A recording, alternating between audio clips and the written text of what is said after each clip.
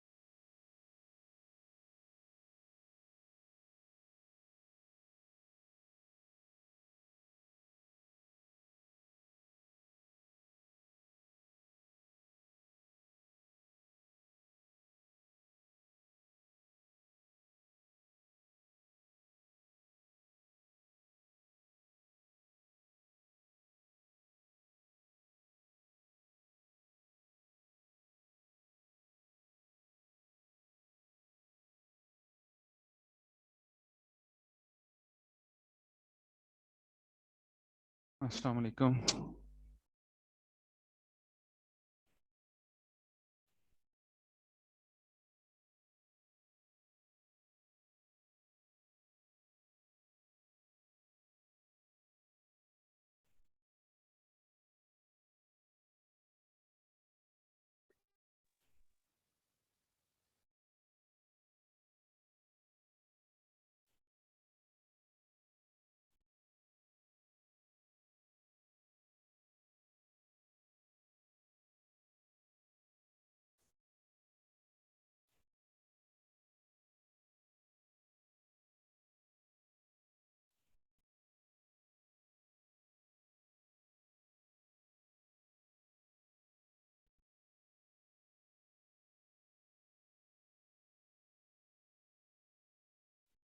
क्या है ना बच्चों, ठीक है सब लोग उगाले हैं। शुरू करते हैं हम लोग।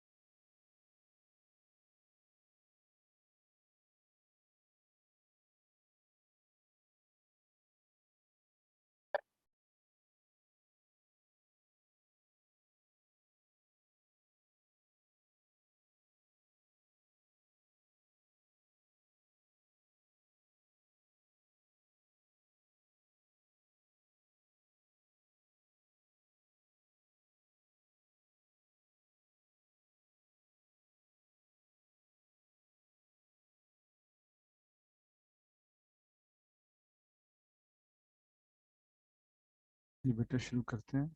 नोट्स खोल लें अपने पास। जी हम पढ़ रहे हैं cash, sorry tax deducted at source. उसमें हमने डिविडेंड को देखा, इंपोर्ट को देखा, सैलरी को देखा, profit on net cell of goods और रेंडरिंग ऑफ सर्विसेज को देख लिया। तो दरमियान में चीज छोड़ के थे एग्जीक्यूशन ऑफ कॉन्ट्रैक्ट। यानी अगर एक पर्सन दूसरे पर्सन को एज कॉन्ट्रैक्टर अपॉइंट करता है, ये जैसे फर्ज करें गवर्नमेंट में होता है कि गवर्नमेंट ने कुछ सड़क बनानी है तो उसके लिए किसी को ठेका दे देती है। तो गवर्नमेंट जब उसे पे करेगी, क्योंकि गवर्नमेंट भी एक पर्सन है, तो उसमें से वो अगर वो कंपनी है यानी ठेकेदार कॉन्ट्रैक्टर तो 6.5% और अदर केसेस में 7% डिडक्ट करके पेमेंट करेगी, टोटल पेमेंट का, टोटल जितनी पेमेंट करेगी। और नॉन फाइलर केस में ये रेट डबल है। कोई भी इदारा जैसे फर्ज करें यूएमटी किसी को ठेका देती है कि हमारा जो पूरा जो है वो पेंट करो, कॉन्ट्रैक्टर को हमारा पूरा यूएमटी जो है वो पेंट कर दो, ठीक है। वो आएगा पेंट करेगा, तो यूएमटी जब उसे पेमेंट करेगी तो अगर वो यानी ठेकेदार कंपनी है तो 6.5% और अदर केसेस में 7% उसकी पेमेंट में से डिडक्शन होके पेमेंट होगी। और ये फुल एंड फाइनल डिस्चार्ज है, मतलब इसके बाद उस ठेकेदार को कोई और टैक्स की पेमेंट नहीं करनी पड़ेगी। ठीक है जी। एक्सपोर्ट जब आप करते हैं पाकिस्तान से बाहर तो तरीकेकार क्या होता है, आप पाकिस्तान से बाहर एक्सपोर्ट करते हैं, ई फॉर्म लेते हैं, वो फिल करते हैं, जिसको एक्सपोर्ट कर रहे हैं उससे सारी डिटेल भिजवाते हैं। वो डॉलर या जो भी फॉरेन करेंसी की सूरत में वो आपको ज़्यादातर डॉलर है तो वो आपको पेमेंट कर देता है। वो पेमेंट, वो डॉलर आपके बैंक में आते हैं, बैंक उसको करंट रेट पे ट्रांसलेट करके रुपीज आपके अकाउंट में जमा कर देता है।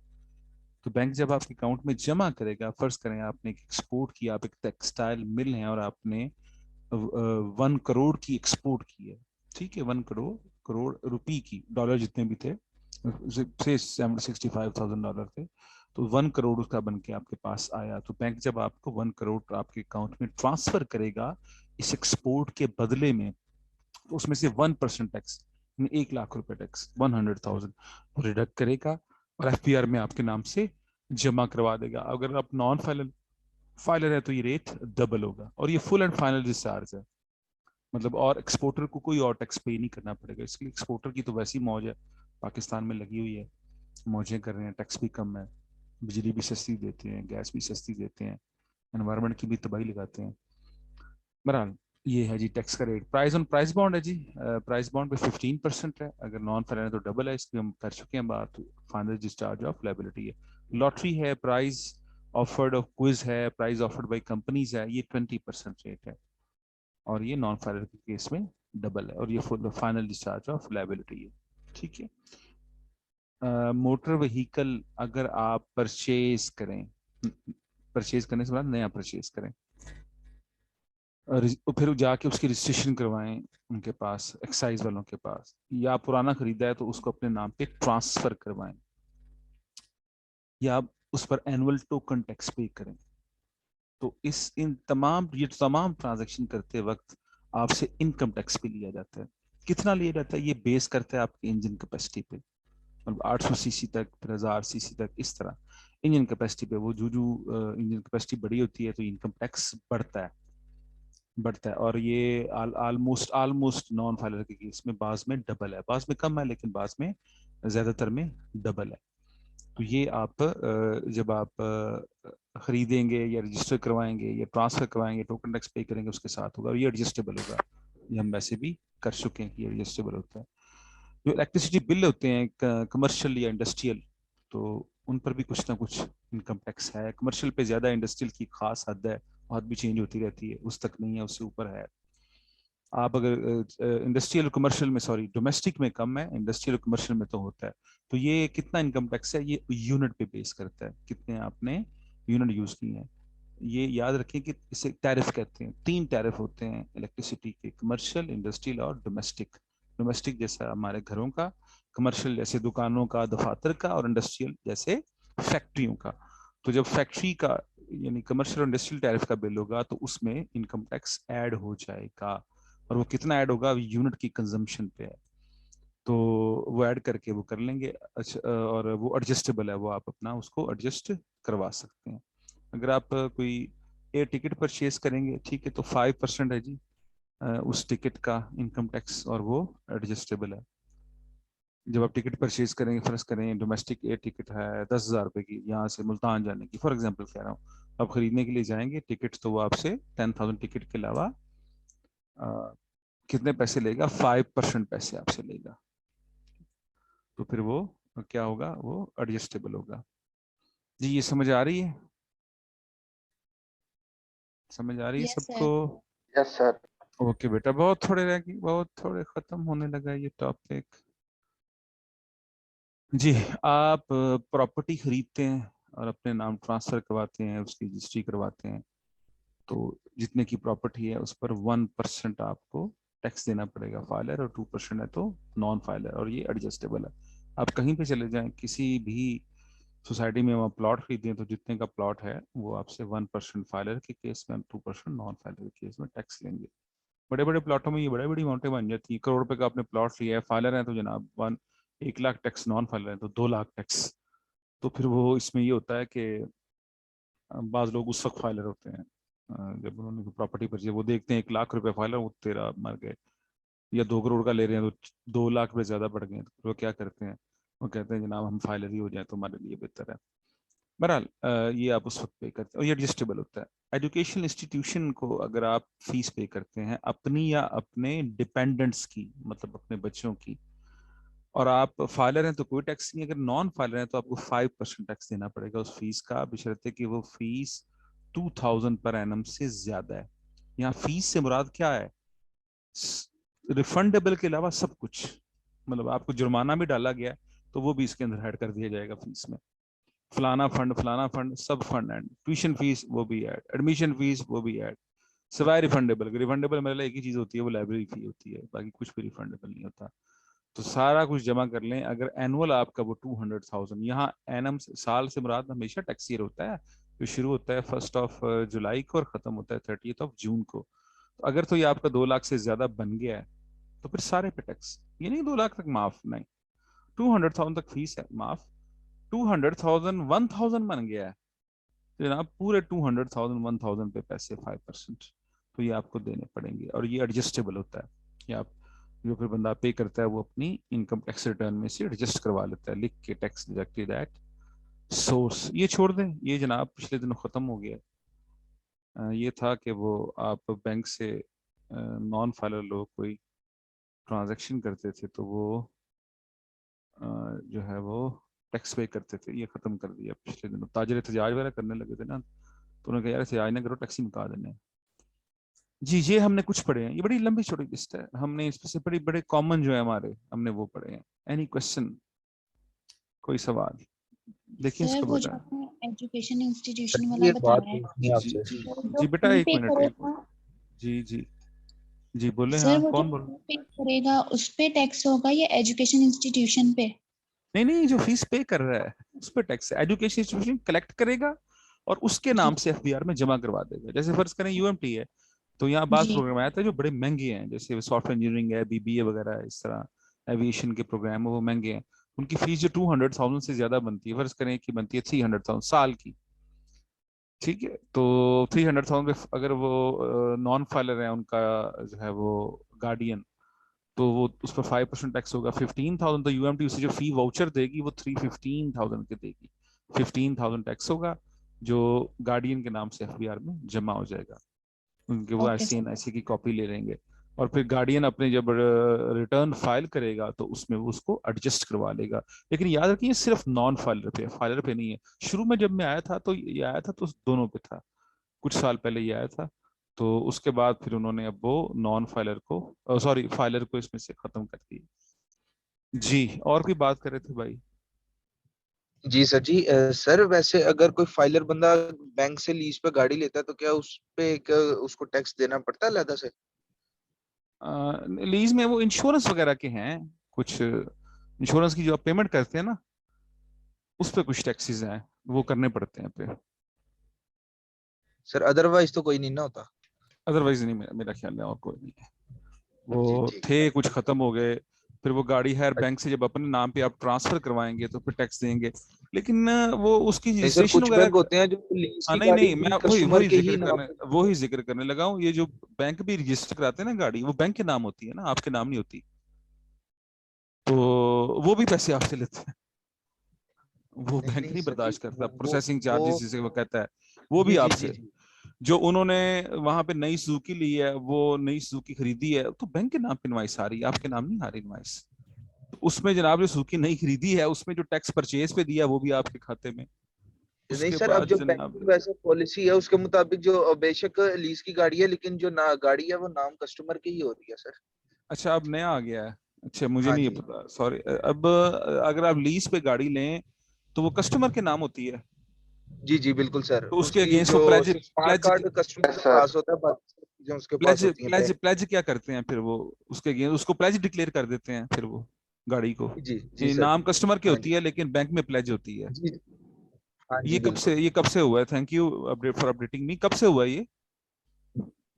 सर ये कुछ अर्से से हुआ कुछ शुरू में तो ऐसा ये नहीं अभी था। भी कुछ बैंक कर रहे हैं, कुछ बैंक अच्छा नहीं कर कुछ रहे, जिसमें करें, फैसल लेकिन अगर बैंक भी कुछ बैंकों इंक्लूड है। में ये हाँ प्रैक्टिस शुरू हो गई है कि गाड़ी कस्टमर के नाम होती है। उसकी वजह है ना, जी कस्टमर चीहो पुकार करता है, जी मैं आपको पहले पैसे दूंगा, फिर मैं ट्रांसफर करवाऊंगा, मैं फिर पैसे दूंगा, तो मैं तो मर गया। बड़ी जी गाड़ियों में तो बिल्कुल सर। जनाब ये लाखों रुपए की गेमें हैं। अच्छा जी कुछ बिल्कुल बैंकों ने सर। शुरू कर दी है, ठीक है। जी सर, मैं खुद बैंक में होता हूँ, इस वजह से पता है, इस वजह से ही अच्छा पूछ अच्छा, रहा था वो क्योंकि फिर वो। उस वो गाड़ी क्लाइंट के नाम ही होगी, लेकिन उस पे वो क्या चार्ज क्रिएट कर लेते हैं बैंक उसको, जैसे क्या कहते हैं उसमें, क्योंकि कागजात अपने पास रहन के तौर पे रख लेता होगा, ऐसे ही करते हैं ना। जी जी बिल्कुल सर बिल्कुल। हाँ, नाम लेकिन आपके उसके। अच्छा अच्छा, कुछ बैंक ने प्रैक्टिस शुरू कर दी है, ठीक है, हाँ जी। ठीक है, ठीक है जी। कोई और सवाल?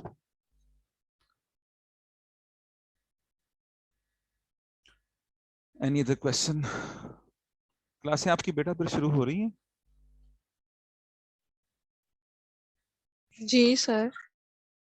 यस सर, कल से। कल से शुरू हो रही है इंशाल्लाह।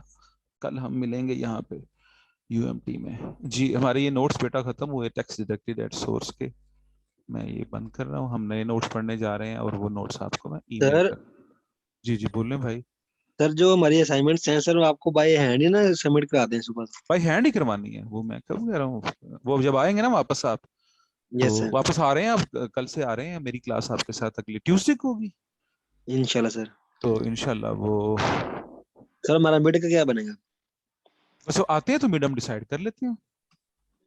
ओके होगा सर। ठीक है, तो जो ही आप आते हैं, मसला है वो इसमें जरा अनसर्टेनिटी थी, अब नहीं रही, तो कि वो पता नहीं छुट्टियां एक्सटेंड हो या ना हो, लेकिन अब मुझे लगता है ऐसा नहीं है, खुल रहा है सब कुछ ठीक हो रहा है, इदारे खुल रहे हैं, तो वो हम आएंगे तो फिर हम ले लेंगे। प्राइवेट से शुरू हमारा ऑलमोस्ट अभी 50% सेशन हुआ है अभी, अटेंडेंस में बल्कि ओपन ही कर लूँ। मैं आपको बेटा ईमेल किए नोट्स, जरा नोट्स खोल लें, उतनी देर में आपकी अटेंडेंस जो है वो क्रिएट कर लूँ।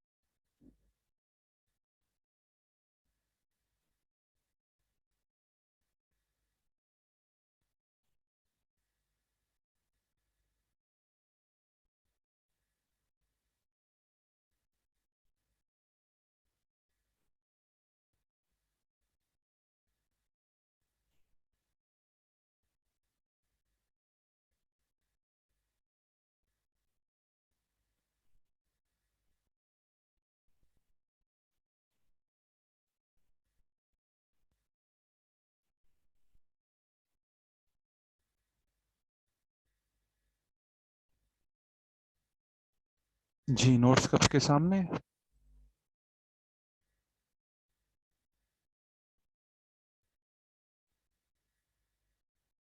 क्यों भाईजान, अटेंडेंस पहले लगा लें फिर। जी कुछ नोट्स पढ़ लेते हैं फिर अटेंडेंस मार्क कर लेते हैं।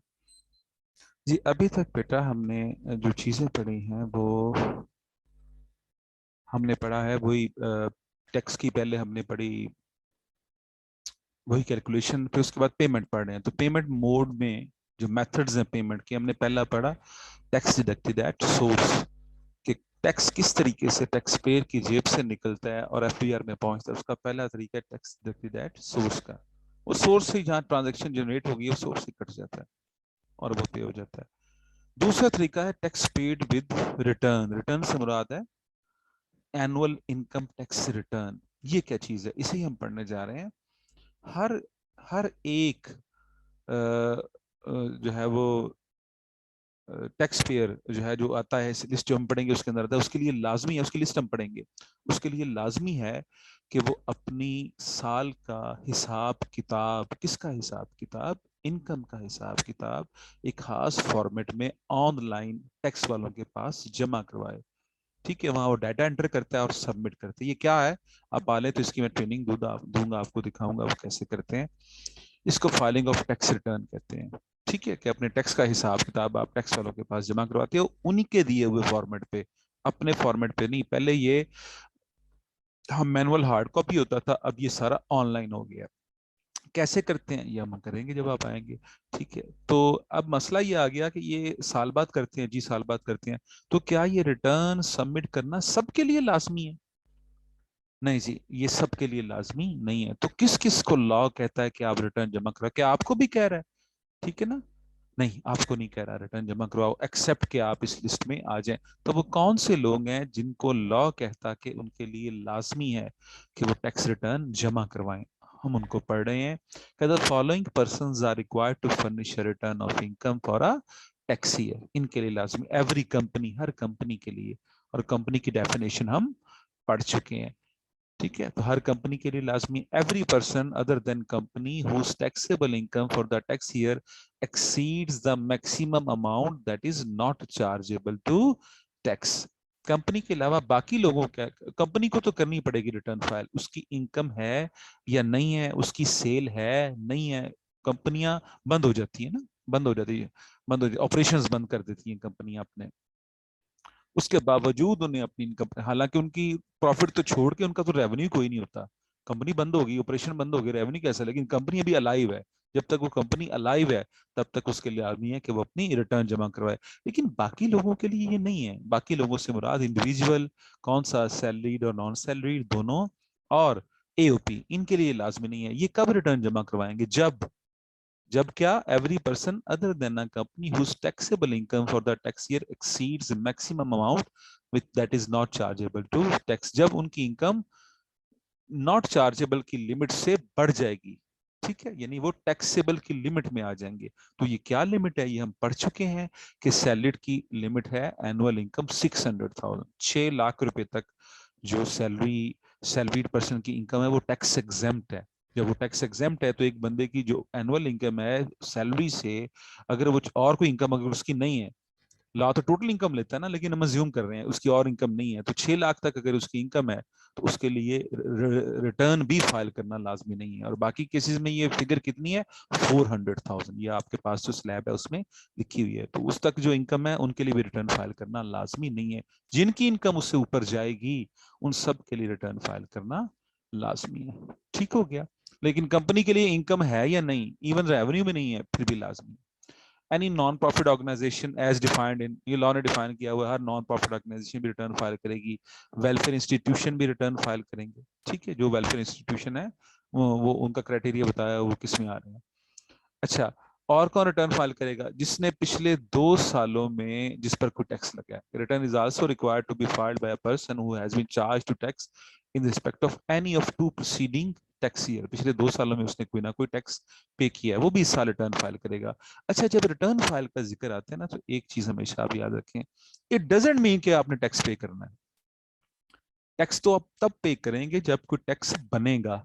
रिटर्न फाइल का मतलब है जस्ट अपनी इनकम और वेल्थ से मुतालिक डाटा ऑनलाइन आईरिस पोर्टल पे एंटर करके सबमिट करना। ठीक है, अगर आपका टैक्स नहीं बनता तो जीरो आ गया। एक बंदा उसकी, अब मैंने भी कहा, जैसे आपने भी पढ़ा हुआ है कि 600,000 तक अगर सैलरीड पर्सन है तो उसकी इनकम है, तो उस पर तो टैक्स ही कोई नहीं, और उसके लिए लाजमी नहीं है कि वो रिटर्न जमा करवाए। अब एक बंदा उसकी 500,000 इनकम है, तो अब उसके लिए लाजमी तो नहीं है रिटर्न जमा करवाए, लेकिन क्या वो रिटर्न जमा करवा सकता है? जी बिल्कुल करवा सकता है, बिल्कुल करवा सकता है। ठीक है, बास बंदे होते हैं ना, उन्हें रिटर्न जमा करवाने की जरूरत इसलिए पेश, उसमें रिटर्न वो 5 लाख रुपए की इनकम लिखेगा, नीचे टैक्स जीरो आ जाएगा, तो ठीक है जीरो आ गया, सबमिट का बटन दबा देगा, वो सबमिट हो गया, खत्म, कोई टैक्स पे नहीं कर रहा वो। लेकिन रिटर्न जमा उसकी हो रही है, उससे वो क्या होगा, उससे वो फाइलर की लिस्ट में आ जाएगा। हो सकता है उसने कहीं कोई प्लॉट खरीदना हो तो फिर उसको 2% की बजाय 1% टैक्स लगेगा। हो सकता है उसने कोई गाड़ी खरीदनी हो, उसको फिर डबल रेट की बजाय सिंगल रेट से टैक्स लगेगा। तो ये अब मैं जिक्र कर रहा हूं ना कि आप रिटर्न आपने फाइल करनी है, तो इट डजेंट मीन कि कुछ पे भी करना है। पे तो जो बना है तो करना है, नहीं बना तो नहीं करना। Filing of return mean entering the data in IRIS portal and submitting to the FBR. उसका जो प्रोसेस है वो हम करेंगे।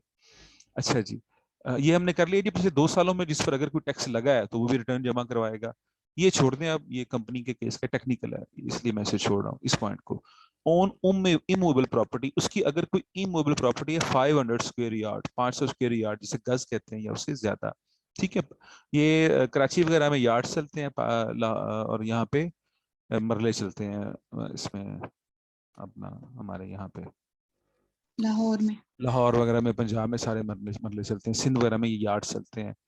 तो वहाँ पे एक होता है 25 स्क्वायर यार्ड, यहाँ होता है 225 225 स्क्वायर फुट का एक मरला, या वो बड़े मरले जिसे कहते हैं 272 फुट का, लेकिन अब 9 छोटे मरले शुमार होते हैं 225 फुट का मरला, स्क्वायर फुट का। और वहाँ पे होता है 25 गज का जो है वो मरला, यानी 25 गज और 25 स्क्वायर फीट ये आपस में बराबर होते हैं। 25 square yards and 225 square feets, तो वो बराबर होते हैं। तो इसके जिसके पास इससे ज्यादा प्रॉपर्टी है वो भी रिटर्न फाइल करेगा। आप सोचें बहुत बड़ी तादाद इसमें आ जाएगी। जिसके पास मोटर व्हीकल है जिसकी इंजन कैपेसिटी 1000 सीसी से ज्यादा है, या मोटर व्हीकल का जिक्र हो रहा है, याद रखें कार का जिक्र नहीं हो रहा। इसका मतलब है जिसके पास ट्रैक्टर भी है, जिसके पास वीगो डाला भी है और जिसके पास शेजो डाला भी है, जाहिर है वो सारे 1000 सीसी से ज्यादा है, तो उनके लिए भी रिटर्न फाइल करना लाजमी है, ठीक है। अच्छा, हर वो बंदा जिसके पास एनटीएन है या उसका कमर्शियल और इंडस्ट्रियल कनेक्शन है, में भी हम जिक्र कर मैंने कर दिया इन दोनों टैरिफ का, इलेक्ट्रिसिटी का, और उसका सालाना बिल जो आ रहा है वो 500,000 या उससे ज्यादा आ रहा है, पूरे साल के बिल का टोटल, उसकी दुकान है या उसकी फैक्ट्री है, पूरे साल का उसका जो बिल आ रहा है जो टोटल वो 500,000 या उससे ज्यादा है, ठीक है। उसके लिए भी लाजमी है कि वो रिटर्न फाइल करें। इसमें से बहुत कम लोग बचते हैं, वही बचते हैं जो ये आप कह लें स्टूडेंट बच्चे बचते हैं, बहुत कम है। या बहुत गरीब गुरबा लोग बेचारे बच जाते हैं, एक खास हर ऑब्वियसली उनकी बहुत बड़ी तादाद है पाकिस्तान में, मेरा 50-60% तक तो पॉवर्टी लेवल जा चुका है इस वक्त जो हालात हो गए, तो वो बचते हैं। बाकी आप देखेंगे बहुत ज्यादा लोग, 1000 सीसी से ऊपर गाड़ी बहुत ज्यादा है। 220 ये 500 स्क्वायर यार्ड, तो ये कितने बनेंगे 500 स्क्वायर यार्ड, एक कनाल से जिसकी प्रॉपर्टी ज्यादा है, तो गाँव शाव में तो आम लोगों की होती है इतनी, इससे ज्यादा, तो उन सब के लिए रिटर्न फाइल करना लाजमी होता है जी। इसके अलावा रेजिडेंट पर्सन जो पाकिस्तान के अंदर रहता है, टैक्स पेयर के दो हैसियतें होती हैं, एक रेजिडेंट एक नॉन रेजिडेंट। इससे ये नहीं लेना कि रेजिडेंट से मुराद ये नहीं लेना कि जो रेजिडेंट वो जो पाकिस्तानी नॉन रेजिडेंट वो जो गोरा यानी गोरा से मुराद है गैर मुल्की, नहीं नहीं, ये खास क्राइटेरिया है कि अगर अगर आप पूरा करते हैं तो आप रेजिडेंट हैं, वरना नॉन रेजिडेंट है। अच्छा, तो हर वो बंदा जो पाकिस्तान का रेजिडेंट है और वो रजिस्टर्ड है चैम्बर ऑफ कॉमर्स इंडस्ट्री के साथ। अब चैम्बर के साथ कौन रजिस्टर्ड है भाई, सारे कारोबार आपके रजिस्टर्ड है, बड़ी बड़ी मार्केटों में रजिस्टर्ड है, फैक्ट्रियां रजिस्टर्ड है, या एनी ट्रेड एसोसिएशन या किसी ट्रेड एसोसिएशन में रजिस्टर्ड है, ठीक है। जैसे all Pakistan textile mill association, all Pakistan sugar mill association, all Pakistan car dealer association, पता नहीं कितनी को है, खोता रेडी एसोसिएशन हर एक ने ऐसी बनाई हुई है, तो उनमें रजिस्टर्ड है। और ये मार्केट कमेटी में रजिस्टर्ड है। मार्केट कमेटी से क्या मुराद है, ये जो आपके होते हैं ना, यहाँ पे ये वेजिटेबल और फ्रूट्स का बिजनेस होता है, वहाँ ये मार्केट कमेटी होती है, और वहाँ के जो आड़ती होते हैं वो उनके पास रजिस्टर्ड होते हैं, तो सारे आड़ती भी हो गए। इसके अलावा ये प्रोफेशनल बॉडीज के मेंबर हैं, जैसे पाकिस्तान इंजीनियरिंग काउंसिल, आपके तमाम इंजीनियर इसके जनाब मेंबर होते हैं, पाकिस्तान मेडिकल डेंटल काउंसिल सारे डॉक्टर्स के मेंबर होते हैं, पाकिस्तान बार काउंसिल सारे वकला इसके मेंबर होते हैं, प्रोविंशियल बार काउंसिल इसके भी वकला मेंबर होते हैं, आई कैप सीए सारे इसके मेंबर होते हैं, ICMAP सारे ICMA इसके मेंबर होते हैं। तो इन सब के लिए लाजमी है कि वो अपनी रिटर्न को फाइल करें। तो इसमें उन्होंने प्रोफेशनल भी कवर कर ली हैं और बिजनेसमैन भी कवर कर ली हैं, ठीक है। तो इन सब के लिए लाजमी है कि अपनी रिटर्न फाइल करें। इसके अलावा कोई रेजिडेंट पर्सन जिसकी कोई फॉरेन इनकम है या फॉरेन एसेट पड़े हुए हैं, उसके लिए भी लाजमी है कि अपनी रिटर्न फाइल करे। Every resident person being an individual required to file foreign income and asset statement, ठीक है। वो किन के लिए लाजमी है, जिनकी कोई है या तो फॉरेन इनकम है या फॉरेन एसेट है, उनके लिए लाजमी है कि रिटर्न फाइल ये वाली हिस्सा फाइल करें। रिटर्न का ये वाला हिस्सा रेजिडेंट के लिए लाजमी, उसके लिए जिसकी है ही नहीं तो जीरो ही आएगा ना, तो उसके लिए भी लाजमी है कि अपनी रिटर्न फाइल करें। तो ये है जनाब वो लिस्ट। इसमें कितने लोग हैं, ये ऑलमोस्ट 11 है, एक दो मैंने शायद डिलीट कर दी है उसमें से, तो ये ऑलमोस्ट 11 लोग हैं जिनके लिए ये रिक्वायर्ड है कि वो अपनी टैक्स रिटर्न को फाइल करेंगे। तो फिर ये करेंगे, और कैसे करेंगे ये इंशाल्लाह मैं आपको करवाऊंगा जी। इसको आप देख ले बेटा, मैं उतनी देर आपकी अटेंडेंस मार्क कर लेता हूँ, तो फिर इंशाल्लाह अल्लाह का नाम लेके हम आगे बढ़ेंगे। सर ये फॉरेन इनकम वाला आप एक दफा जी, जिन explain ये बेटा उन लोगों के लिए है, ये एक खास सेक्शन है, उसमें तफसीलात दी हुई हैं। जिन लोगों का बाहर पाकिस्तान से बाहर कोई सासा पड़ा हुआ है, या जिन लोगों को पाकिस्तान से बाहर से कोई इनकम आती है, ये उनके लिए है लाजमी, ओके सर। उनके लिए भी लाजमी है कि वो फाइल करें। पहले ये नहीं था, तो वो लोग ऐसे छुपाते थे, फिर अब वो बाहर से उन्हें एसेट ढूंढने पड़ते थे, फिर लड़ाइयाँ शुरू होती थी कि ये मेरा बाहर एसेट है, मैंने तो जायज़ कमाई से बनाया। अब उन्होंने किससे ही छोड़ दिया, कहते हैं जी जायज़ है, तो फिर आपने अपनी रिटर्न में ये स्टेटमेंट क्यों नहीं लिखी, लिखें कि हमारे मुल्क के बाहर इतने एसेट हैं, ये मैं रिटर्न करवाऊंगा ना, तो उसमें दिखाऊंगा आपको कहाँ लिखते हैं। नहीं लिखे तो इसका मतलब है चोरी के हैं। तो उन्होंने भी ना इसमें इसको डाल दिया पिछले कुछ अरसे में। अब्दुल माजिद, अब्दुल माजिद हैं प्रेजेंट प्रेजेंट सर। जी। अबू बकर बिन अमीन, प्रेजेंट सर। अच्छा एहसन नवाज, एहसन नवाज भाई नहीं है जी। और आकाश, आकाश भाई हैं नहीं है जी। आमना अहमद, आमना अहमद हैं, आमना अहमद नहीं है जी। अरसलान वारिस, अरसलान वारिस हैं वो। अवाब अयूब, अवाब अयूब सब हैं, और बड़ी दुनिया गायब है यार। ठीक है। और आयशा मंजूर, ठीक है आयशा। और बुरहान अहमद, बुरहान अहमद नहीं है जी। Bushra Arif, present sir. Iman Asad, present. Isha Nisar present. जी। फातिमा सईद, ये नहीं है मेरा, ये छोड़ गई। फिजा बतूल, फिजा बतूल हैं जी, लगा दिए। हाफिज मोहम्मद दानिश, हाफिज दानिश हैं जी, हाफिज लगा दिए। हाफिज साद, प्रेजेंट ठीक है सर। ठीक है, हाफिज साद लगा दिए। अब तो माइक ऑफ कर ले मेहरबानी करी। हामिद अली, ठीक है, हामिद लगा दिए। हमजा इरफान जी, हमजा इरफान नहीं है, okay. Hashim Idrees, yes sir present. Isar Siddiqui, Isar है नहीं है जी। Kanwal Latif ji, present Kanwal sir. लतीफ ठीक। काशिफ इलाही और लाइबा हसन प्रेजेंट। और माहम जावेद, माहम जावेद है नहीं है जी। मियां एहसन जी सर, मियां एहसन प्रेजेंट। जी। मिसबा रियाज,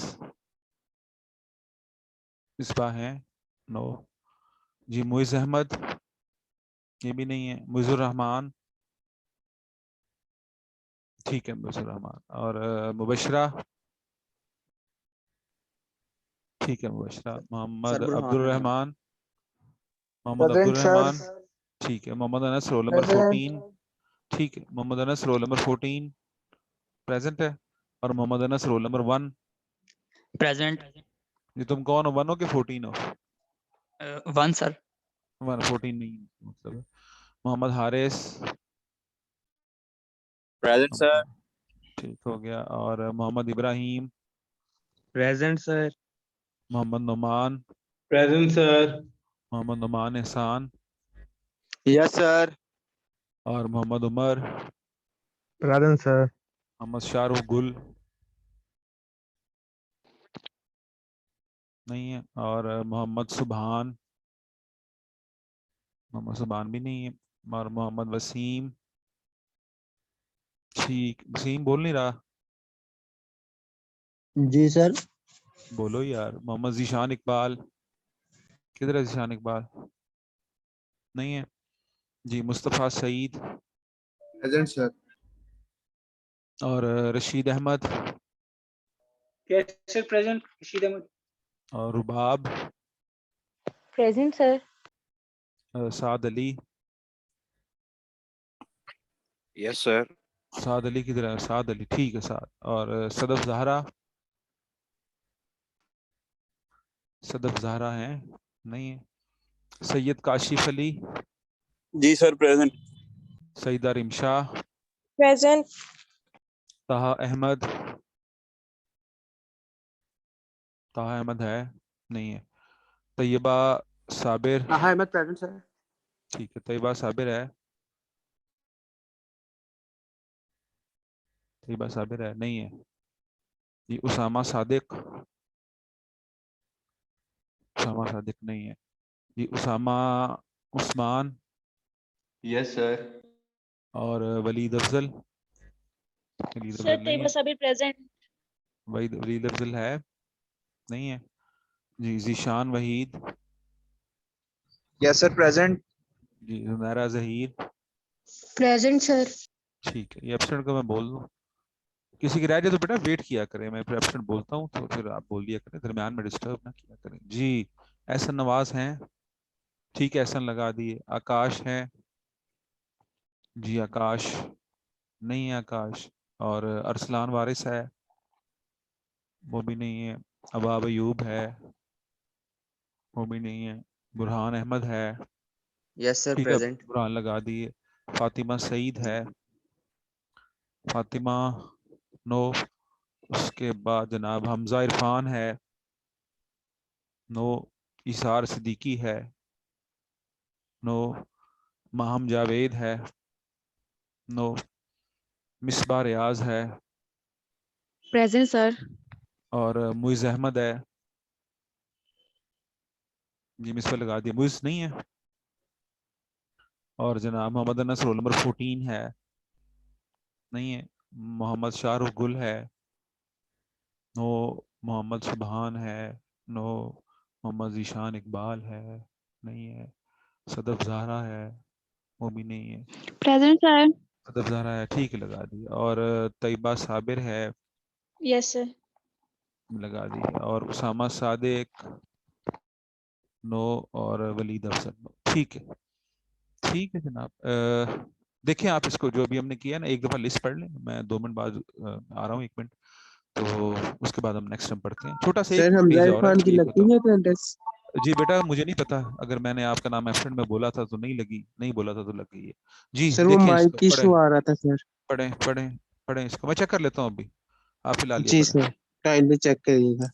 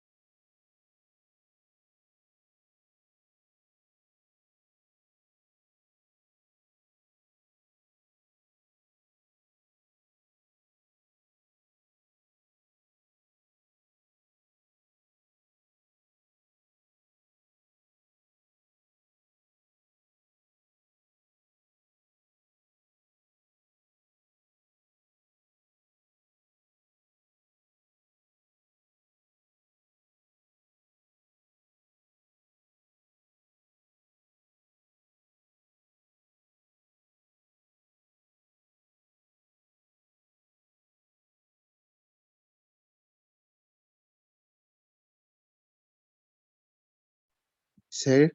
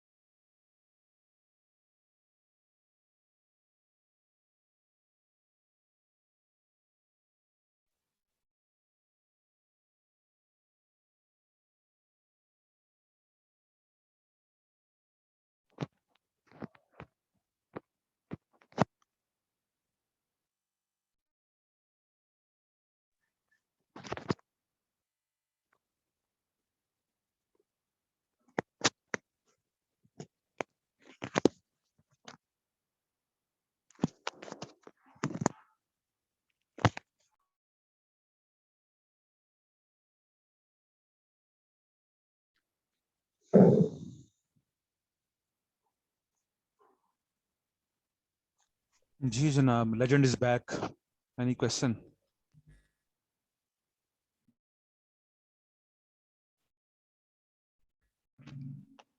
No question. जी आए, आगे चलते हैं।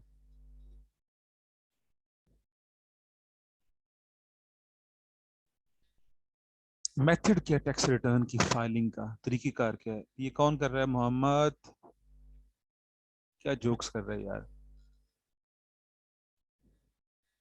जी, मेथड कौन सा है टैक्स रिटर्न की फाइलिंग का? पहली बात, क्या रिटर्न फाइल आप करेंगे अपने हिसाब से? नहीं, कहता है return of income shall be in the prescribed form. वो प्रेस्क्राइब्ड फॉर्म पे होगी और वो सर फॉर्म वो मेरा प्रेस्क्राइब। मोबाइल जरा बस इशू कर रहा है, कोई नहीं, वो इसलिए नहीं मोबाइल आ रही। ठीक है, कोई नहीं। और फॉर्म प्रेस्क्राइब कौन करेगा? एफबीआर। तो हर साल एफबीआर अपने साल का फॉर्म प्रेस्क्राइब करता है और उस फॉर्म में आप जमा करवाएंगे और उसके साथ उसके रेलेवेंट एनेक्सर या स्टेटमेंट या डॉक्यूमेंट जो भी मांगता है एफबीआर, वो आप जमा करवाएंगे। सबसे नहीं मांगता, ये हम करेंगे, इंडिविजुअल से नहीं मांगता, कंपनियों से मांगता है कि ऑडिटेड अकाउंट्स आर अपलोड करें, तो हम सारा करेंगे, ठीक है। और उसमें क्या होगा? shall fully state all the relevant particulars or information as specified in the form of return including a declaration of record kept by a taxpayer। मतलब उसमें जो भी मांग रहा है चीजें वो सारी आप देंगे और टैक्स का बाद का डिक्लेरेशन देंगे कि हमने सारा रिकॉर्ड जो हमें कहा गया है टैक्स वालों की तरफ से हमने मेंटेन किया हुआ है। shall be signed by a person being individual, a person representative, और वो साइन होगी इंडिविजुअल या उसके रिप्रेजेंटेटिव, जो भी उसके नाम पे उसके बिहाफ पे सबमिट करवा रहा है उसके साइन होंगे। अच्छा, ये साइन क्या होते हैं? मैं आपको बता रहा हूँ, ये तो पोर्टल पे होते हैं ऑनलाइन आरएस पे। तो वो आपको एक 4 डिजिट पिन कोड देता है, पर्सनल आइडेंटिफिकेशन नंबर, वही आपके साइन होते हैं। वो कॉन्फिडेंशियल होता है। तो वो अगर आपने वो करके एंटर करके बटन दबा दिया, इसका मतलब आपने अपने साइन कर दिए, ठीक है। Shall be accompanied with the payment of tax as per return. आप इसमें डाटा एंटर करते हैं, उसके बाद आपका टैक्स पेबल आता है 10,000। तो आप जब इसको सबमिट करने की कोशिश करेंगे कंप्यूटर पे, हम देखेंगे आरएस पोर्टल में ऑनलाइन, तो ये सबमिट नहीं होगा क्योंकि आप पहले 10,000 टैक्स जमा करवाओ। तो आप फिर 10,000 टैक्स से जमा करवाएंगे, ठीक है। जमा करवाने के कई तरीके हैं, फिजिकल फॉर्म में भी आप नेशनल बैंक जाकर लाइन में लगे जमा करवा सकते हैं और इसको ऑनलाइन भी जमा करवाया जा सकता है। ऑनलाइन आपने मोबाइल ऐप से कर लें या अपने लैपटॉप से, जो आप ऑनलाइन ट्रांजेक्शन नहीं करते तो उसके थ्रू भी ये जमा हो जाता है। ये सारे कैसे जमा करवाते हैं, इसको तरीकेकार क्या है, ये भी मैं आपको सिखाऊंगा, ठीक है। लेकिन जब तक आप टैक्स जमा नहीं करवाएंगे, रिटर्न सबमिट नहीं होगी। इवन 1 रुपया टैक्स भी अगर है, यानी टैक्स पेएबल के अमाउंट में टैक्स ड्यू के कॉलम में 1 रुपया भी अगर आ रहा है, तो रिटर्न नहीं सबमिट हो सकती जब तक आप उसे पे नहीं कर देंगे। shall be accompanied with wealth statement as required under section 116। और आप अपनी इनकम की डिटेल के साथ वेल्थ स्टेटमेंट भी जमा करवाएंगे। वेल्थ स्टेटमेंट क्या होती है, इसके कंटेंट्स क्या होते हैं, अभी आगे हम करने जा रहे हैं नेक्स्ट में वो। और उसके साथ अगर आपको कोई foreign, shall be accompanied with a foreign income and asset statement. और अगर आपको बाहर से इनकम आ रही है और बाहर कोई एसेट पड़े हुए हैं, तो वो भी आप उसमें लिखेंगे। मतलब बाहर इनकम आप अर्न कर रहे हैं, हो सकता है आप पाकिस्तान में ले आओ या वहां रखे हो, तो दोनों सूरतों में आप उसको इनकम के तौर पे लिखेंगे और पाकिस्तान से बाहर जो आपके एसेट है उनकी डिटेल भी आप लिखेंगे, ठीक है। और ये कैसे फाइल होगी? Obviously return of income file electronically file होगी। बोर्ड में एक rule for determining eligibility of data of such return, every return permitting to be made to signed by on behalf. ये वही बातें जो आपको मैं सारी करवा चुका हूँ, ठीक है। तो ये है जी, हमने who is required to file a return, ये है कि मेथड ऑफ फाइलिंग रिटर्न। अब हमने इसमें पढ़ा कि एक होती है वेल्थ स्टेटमेंट। तो जब भी आप इंडिविजुअल की रिटर्न जमा करवाते हैं, साथ वेल्थ स्टेटमेंट जमा करवाना लाजमी। ये जो फॉरेन इनकम और फॉरेन एसेट है ना, ये बहुत कम लोगों के होते हैं। बाकी अगर किसी की इनकम है तो साथ उसे वेल्थ स्टेटमेंट जमा करवानी पड़ेगी। इसका मतलब है जब हम इनकम टैक्स रिटर्न फाइल करते हैं तो उसमें साथ वेल्थ स्टेटमेंट लाजमी जमा करवाते हैं, उसके बगैर वो सबमिट ही नहीं होती। चाहे आपकी वेल्थ कुछ भी नहीं है, लेकिन आपको ये जमा करवानी पड़ेगी। वेल्थ स्टेटमेंट क्या होती है, उसके कंटेंट्स क्या होते हैं, उसमें क्या कुछ हम लिखते हैं, आए हम पढ़ते हैं। कहते हैं wealth statement is a statement of assets and liabilities. या यार ऐसा करें, इतना पोर्शन हम नेक्स्ट क्लास में पढ़ेंगे, मुझे लग रहा है कि हम ज्यादा ना कर लें, फिर वो समझ नहीं आएगी। आप जी, मैंने इतना जो हमने क्वेश्चन पढ़ा है, इतना हमने पढ़ा है, वो उसमें से देख लें, कोई सवाल करते हैं, फिर बाकी पोर्शन नेक्स्ट क्लास में करेंगे। जी बोले। सर, किसी का फॉरेन एसेट्स हैं, वो बाहर भी तो टैक्स पे कर रहा है, तो फिर पाकिस्तान में भी टैक्स पे करेगा, तो डबल नहीं टैक्स नहीं, मिलेगा। यहाँ पे बेटा वो डिक्लेयर करेगा। लॉ कब Okay, कह रहे कि टैक्स यहाँ पे करो, लेकिन लॉ कहते हैं लिख दो, डिक्लेयर कर दो। इससे वो हिडन एसेट जो है ना, उससे फिर आ गए ना वो, उन्हें अब फैसला करने में आसानी हो जाती है। आपने अपनी टैक्स रिटर्न में जो एसेट नहीं लिखा तो वो उसको हिडन एसेट जो है वो समझ के फिर उसके मुताबिक उसकी लीगल प्रोसीडिंग शुरू कर देते हैं। okay, तो sir. Okay. ये चीज है, जरूरी नहीं कि टैक्स हो। जी, कोई और सवाल? इसको देखें बेटा, इसमें से कुछ सवाल वगैरह तो वो आप पूछ लें, इसका थोड़ा सा पोर्शन है तो, लेकिन जो कि टेक्निकल है जरा बड़ा समझाना पड़ेगा, इसलिए मैंने उसको पोस्टपोन कर सर, दिया। आपने कहा था कि 10,000 रुपीज सबमिट करवाएंगे, सर वो कौन करवाएगा? 10,000 में किसने किसको कह दिया 10,000 रुपए का मैंने? बेटा सर किसको वो कहा सेकंड 10,000? लास्ट पॉइंट में शायद आपने बताया। अच्छा हाँ सॉरी, टैक्स पेबल, वो मैंने एक मिसाल के तौर पे बेटा कहा था कि अगर आप, जैसे हम क्लास में क्वेश्चन नहीं करते थे तो हम टैक्स निकालते थे, फिर लेस करते थे, टैक्स डिडक्टेड एट सोर्स, फिर उसके बाद कुछ ना कुछ पेबल आ रहा होता था, ऐसे ही आता था ना। तो वो पेबल जो आ रहा होता था वो हमने एफवीआर को जमा करवाना है, तो उसके जमा करवाने के वो गवर्नमेंट के ट्रेजरी में जमा करवाते हैं। ठीक है, गवर्नमेंट की ट्रेजरी में जमा करवाते हैं, उसका अकाउंट नंबर वो सारा कैसे करते हैं ये मैं आपको बताऊंगा। ये हम गवर्नमेंट को जमा करवा रहे हैं, जितना भी आपका 10,000 टैक्स है, जितना भी पेएबल टैक्स है वो आप जमा करवाएंगे।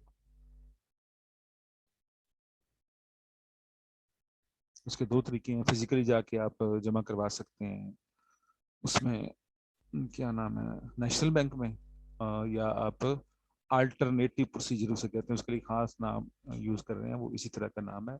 अब अल्टरनेट पेमेंट चैनल, ये इस तरह का कि आप ऑनलाइन जमा करवा लें, तो आप फिर वो जमा करवा देते हैं। मैं बताऊंगा वो कैसे करते हैं, सारा आपको बताऊंगा, वीडियोस है उसकी, वीडियोस दिखा दूंगा। ऑब्वियसली जमा तो नहीं करवाना हमने कोई।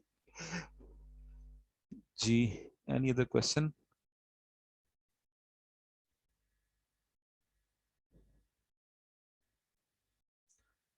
कोई और सवाल भाईजान? देखिए इसको पढ़े, कोई सवाल है तो वो पूछ लें।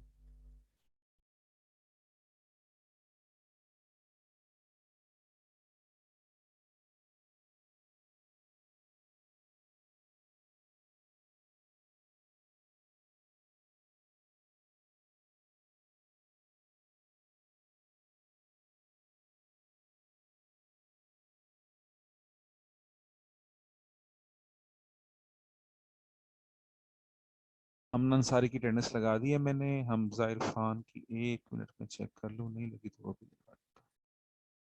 जी हम आपकी भी लगा दी अटेंडेंस मैंने।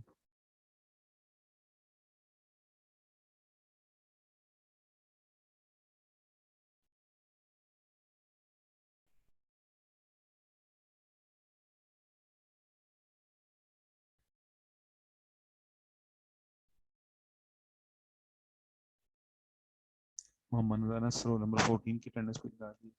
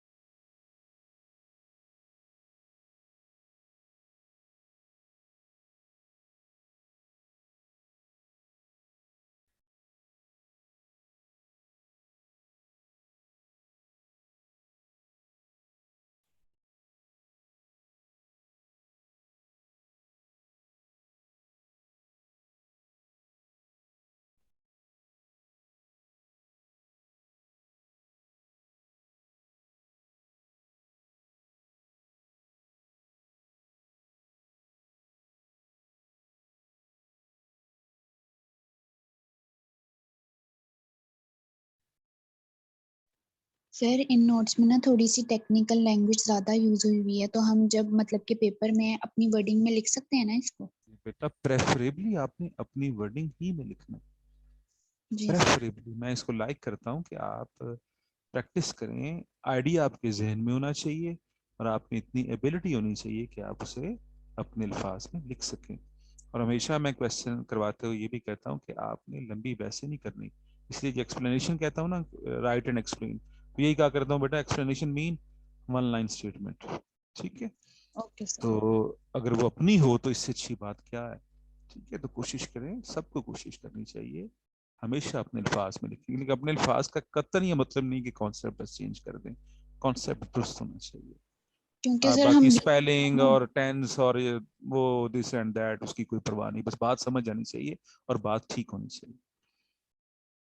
इससे आपको आसानी भी होगी, ये रट्टे के जो है ना उससे बच जाएंगे आप। रट्टा ज़हनी कोफत के अलावा कुछ भी नहीं है।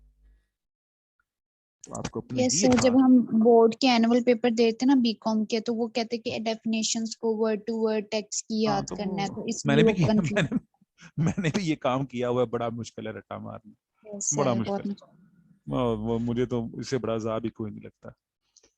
तो बिल्कुल नहीं आपने करना ये काम। यहाँ पे अपने अल्फाज में लिखना, सादे अल्फाज में लिखना, शॉर्ट लिखना है, कोई लंबी कहानी नहीं चाहिए।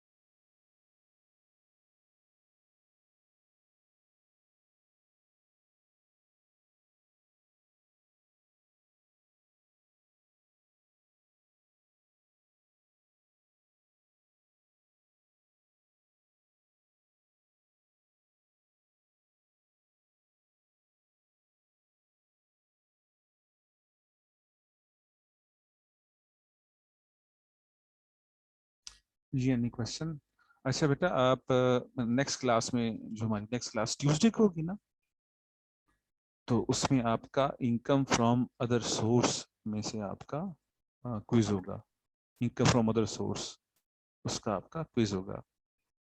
उसमें हमने पढ़ा था इनकम फ्रॉम अदर सोर्स की कुछ एग्जाम्पल, उसकी डेफिनेशन पढ़ी, फिर कुछ एग्जाम्पल पढ़ी, फिर कुछ उसके टैक्स ट्रीटमेंट पढ़े कि कौन सा फाइनल टैक्स में आता है, एफटीआर में, कौन सा एनटीआर में, फिर कुछ के हमने जो एफटीआर वाले थे उसके कुछ के रेट भी किए थे। तो कोई बहुत बड़ी बॉडी ऑफ नॉलेज नहीं है, तो छोटी सी है। तो उसमें से एक आपका क्विज होगा कमिंग सेशन में ट्यूसडे को, ठीक है। वो सेशन चाहे ऑनलाइन हो चाहे सेशन यहाँ पे फिजिकल हो, होपफुली फिजिकल होगा, तो हम उसका आपसे क्विज होगा। सर मेल आ गई है, अब टू ऑनवर्ड सारी क्लासें कैंपस में होंगी। तो बस ठीक है, फिर तो वो गवर्नमेंट ना कर दे, रात को हम सोए सुबह उठ के गवर्नमेंट ने कुछ चेंज किया हो, तो अदरवाइज तो मुझे पता मेल आ गई है, तो यस अल्लाह की सर, मर्जी। वहां से भी न्यूज़ेस आ रही हैं कि वेकेशन एक्सटेंड करने लगे हैं, वो भी न्यूज़ेस हैं, लेकिन हमें यूनिवर्सिटी की तरफ से जो इंस्ट्रक्शन है वो तो यही है कि कल आपने वो अल्लाह क्लास। करे ना करें यार, इसमें पहले थोड़ा बेड़ा गर्क हाँ कौम यस का हो सर, गया। इसमें हमारा नुकसान है।